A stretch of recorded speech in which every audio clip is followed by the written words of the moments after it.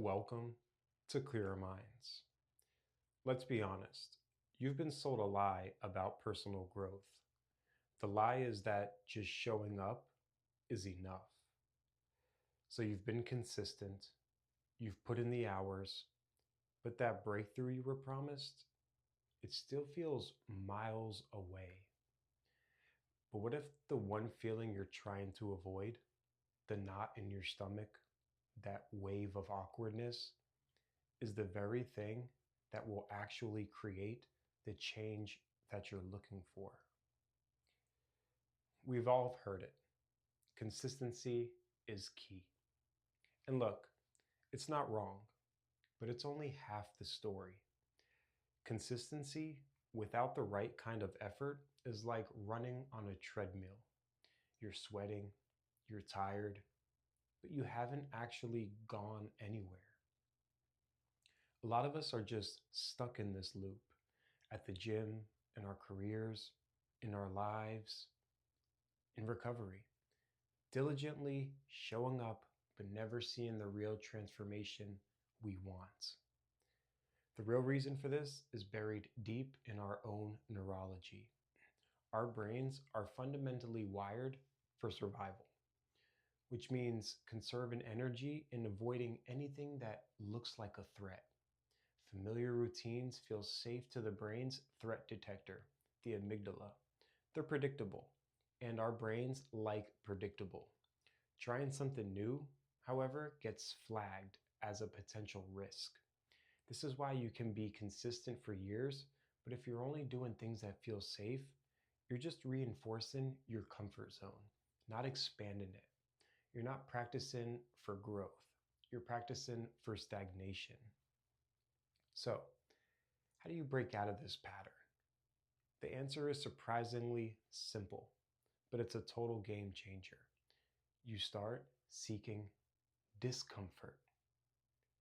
Now, this isn't just some motivational story. It has some fascinating science behind it. A 2022 study published from researchers found something pretty remarkable.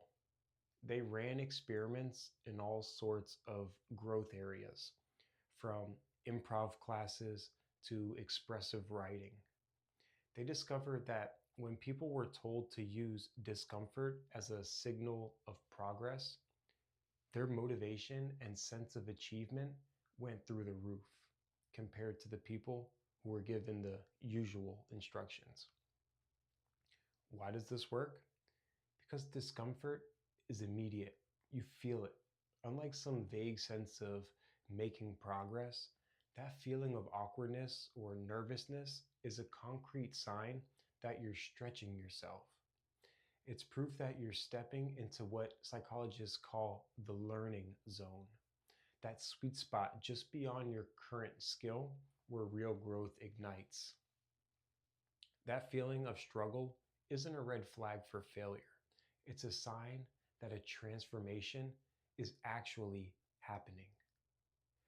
Understanding this is one thing, but actually using it requires a shift in how you think. Here are 3 ways to help you start using discomfort as your greatest tool for change.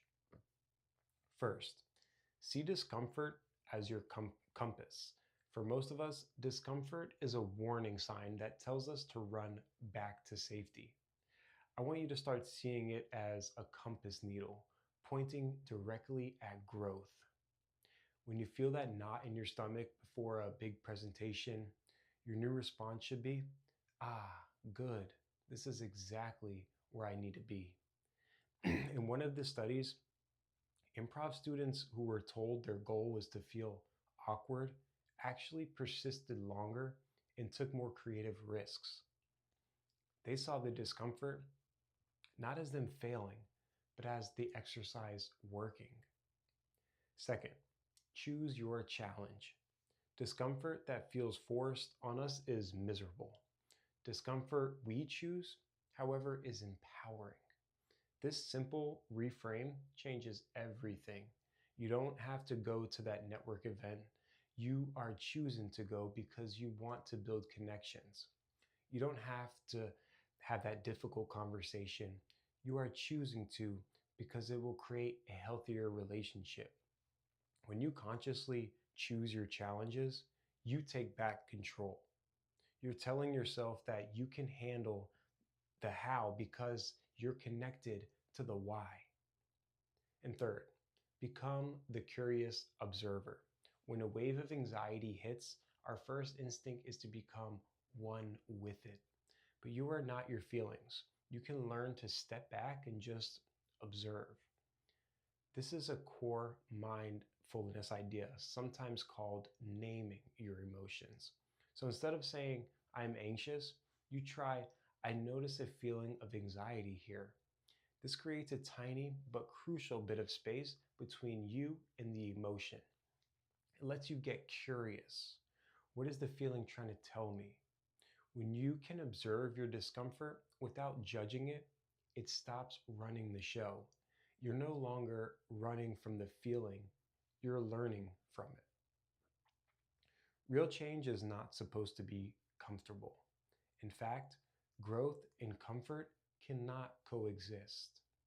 The next time you feel that pull to retreat into what you already know, just pause. See that feeling not as a warning, but as a welcome sign. It's an indicator that you are on the right, on the edge of a breakthrough. It's proof that you're finally moving in the right direction. Your potential isn't hiding in the center of your comfort zone. It's waiting for you at the edge.